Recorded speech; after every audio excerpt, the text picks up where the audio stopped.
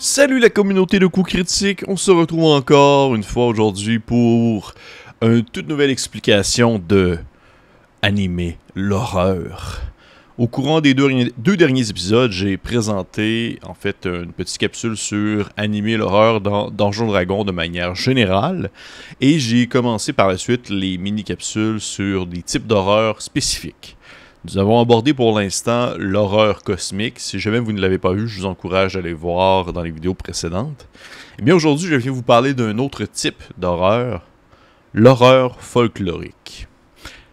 Mais qu'est-ce que l'horreur folklorique, vous pourriez me dire? Eh bien, il s'agit en fait d'un type d'horreur, d'un sous-genre qui va aller chercher des éléments associés avec le cadre rural, des thèmes comme par exemple, on va dire, l'isolement, la religion, le pouvoir de la nature, ainsi que l'obscurité potentielle des paysages ruraux. Ça veut dire à quel point est-ce que les sociétés vont être coupées les unes aux autres et à quel point est-ce qu'il peut y avoir un peu une horreur surnaturelle, une horreur en lien avec les croyances, ainsi que des éléments explicitement surnaturels et horrifiques, mais qui vont se dérouler, disons, à l'ombre des grandes villes et à l'ombre des grandes sociétés, dans un contexte plus rural, dans un contexte plus sauvage. L'objectif principal des histoires, c'est de souvent mettre de l'avant le fait que des étrangers naïfs, souvent les personnages principaux, vont se frotter à ou se heurter à des forces primaires qui sont bien au-delà de leurs compétences. C'est un genre qui est peut-être un peu moins connu, je dirais, que le style horreur cosmique qui est souvent vraiment mis de l'avant dans les aventures de l'appel de Cthulhu, par exemple. Mais je trouve que, de mon point de vue, c'est un de mes préférés parce que, justement, ça vient chercher une petite fibre, on va dire, plus folklore, une petite fibre un peu plus basée sur les croyances. Et c'est quelque chose, c'est une thématique qui peut être très bien exploitée au Québec. Donc, pour ma part, je trouve qu'il y a une belle possibilité de jeu là-dessus. Et là, maintenant, la question est comment intégrer l'horreur folklorique dans vos parties, peu importe le jeu. Eh bien, encore une fois, un peu comme la dernière fois, je vais mentionner des éléments importants, vous dire comment les imbriquer par la suite dans vos parties. Premier élément, c'est dépeindre une croyance en l'animisme, en le paganisme, c'est-à-dire une force divine imminente dans la nature. Donc l'animisme, c'est des croyances où est-ce que dans le fond, justement, il y a des capacités, des pouvoirs qui proviennent de la nature, qui proviennent des bêtes sauvages, et le paganisme aussi, c'est sensiblement, ça joue dans les mêmes plates-bandes, on va dire. Eh bien là, c'est important, si vous voulez mettre de l'avant cette thématique-là, de faire en sorte que les personnages des joueurs ne proviennent pas d'un lieu justement un peu plus éloigné. C'est sûr que dans un contexte comme par exemple Donjons Dragons, si vous avez un druide, il y a des bonnes chances qu'il baigne déjà dans ce milieu-là, dans ce contexte-là. Donc c'est comme intéressant de faire provenir les personnages d'un point précis, un endroit peut-être un peu plus habité, un peu plus justement urbain, et de les faire tranquillement transporter ailleurs dans un endroit qui va les faire sortir des sentiers battus, de leur confort, et de les heurter justement à des croyances vraiment très diverses et beaucoup plus sauvages que ce qu'ils sont habitués. Deuxième petit élément important à prendre en considération, c'est il va y avoir des idées en lien avec les sacrifices humains ou des punitions qui vont être mis de l'avant. C'est des moyens pour apaiser les anciens esprits de la terre ou des lieux. Et là, c'est intéressant ça parce que on voit quand même ça quand même relativement souvent dans des films d'horreur folklorique, le concept du sacrifice humain, du sacrifice animal. Et c'est important de mettre ça. C'est important d'intégrer cet aspect-là de manière à ce que ça soit naturel, de manière à ce que ça soit implanté dans une aventure comme étant un élément important, mais beau et joyeux du point de vue de les gens qui pratiquent, dans le fond, ce type de sacrifice. Parce que le but, ce n'est pas de montrer que le sacrifice est horrible du point de vue, dans le fond, de ceux qui le pratiquent, mais bien que c'est un élément qui est important dans leur croyance et que justement cette espèce de joie de vivre, cette espèce de bonheur-là, du ah yes, on sacrifie quelqu'un, puis on y fracasse la tête avec une roche, c'est cool, ça va faire en sorte que les pousses, dans le fond, notre blé va pousser encore mieux que l'année précédente, et bien de démontrer que justement cette joie de vivre-là va être un contraste à l'horreur que vont vivre les personnages de voir tel NPC qui les aime tant se faire défoncer la gueule avec une roche, par exemple. Fait que ça, c'est un autre élément qui est quand même relativement important, qu'on voit quand même souvent dans on va dire des œuvres qui mettent de l'avant l'horreur folklorique. Un autre élément aussi à prendre en considération, c'est que il y a généralement un certain nombre de personnages qui partagent un système de croyances que d'autres personnages pourraient trouver superstitieux ou surnaturels, et cela pose un dilemme de fiabilité. Et là, ça revient un peu au premier point, dans le fond, de mettre de l'importance sur le fait de faire provenir les personnages des joueurs au même endroit, afin qu'il y ait un sentiment de moi versus l'étranger lorsqu'ils arrivent ailleurs, et qu'il y a un clash qui se fait au niveau des croyances. C'est aussi simple que ça revient beaucoup au point 1. Par la suite, on pourrait dire également que l'horreur folklorique va représenter en fait un paysage de manière esthétique, visuelle, sonore, qui va sembler étrange, effrayant, évocateur et même troublant.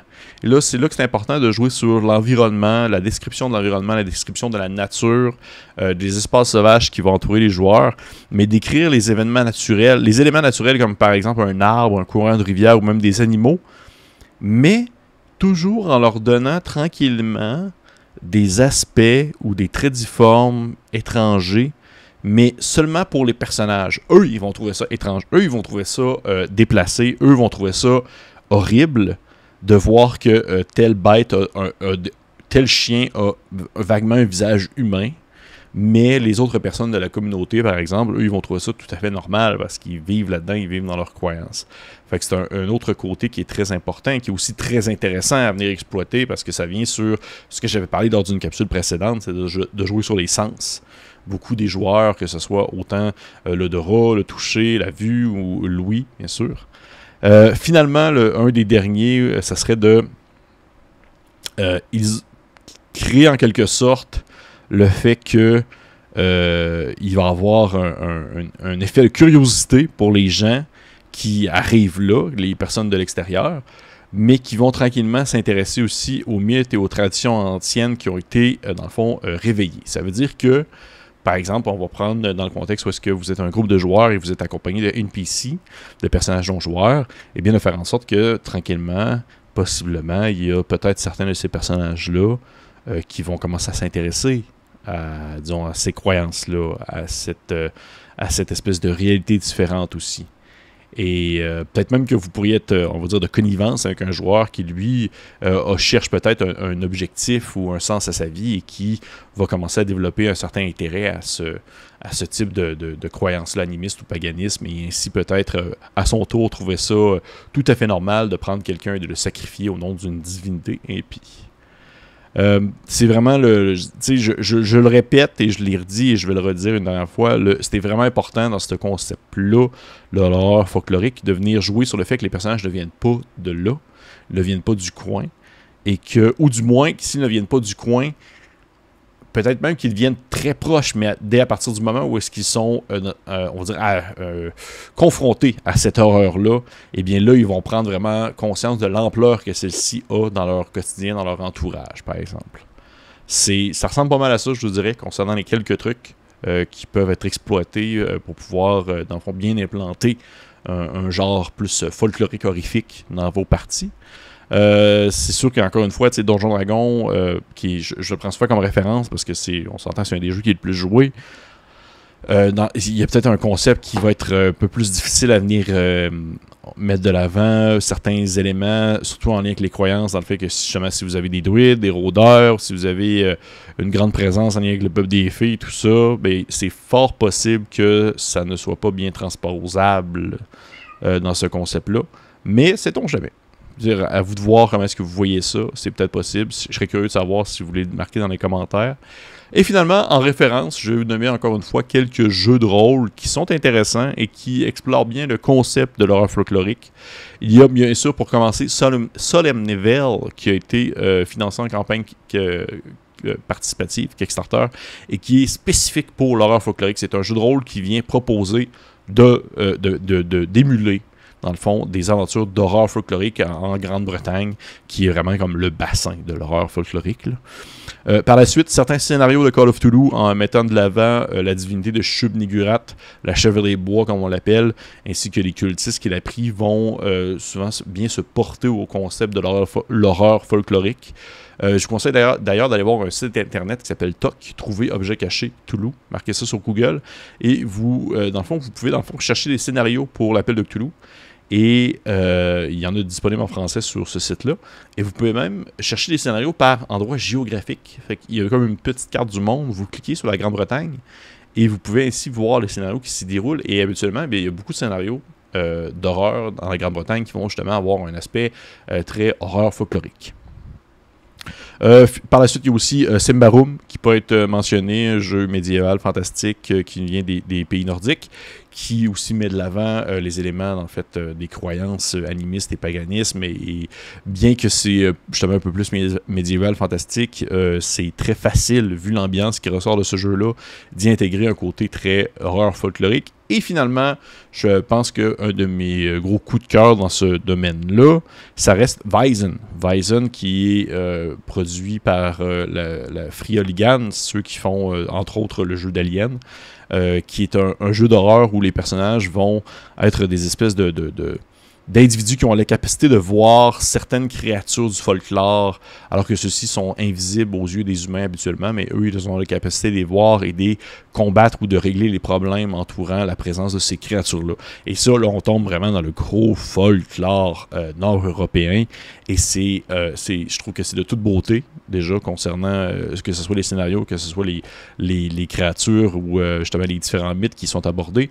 Et c'est très, très facile de prendre ce jeu-là et de l'adapter, on va dire, à la culture et au folklore québécois, par exemple. Si, admettons, vous voulez explorer ce type d'aventure-là en mettant de l'avant un vieux conte québécois que vous avez, eh bien, c'est fort faisable. C'est tout. En fait, c'est ce qui résume mon petit passage sur l'horreur folklorique. J'espère que vous avez apprécié. Je vous encourage bien sûr de liker, de commenter la vidéo et de partager si jamais vous avez aimé ça. On va se retrouver la semaine prochaine, ou peut-être même plus tôt que ça. Je ne sais pas trop encore, pour aborder un tout autre genre horrifique et y voir ses spécificités. Sur ce, je vous souhaite une belle soirée. L'Halloween.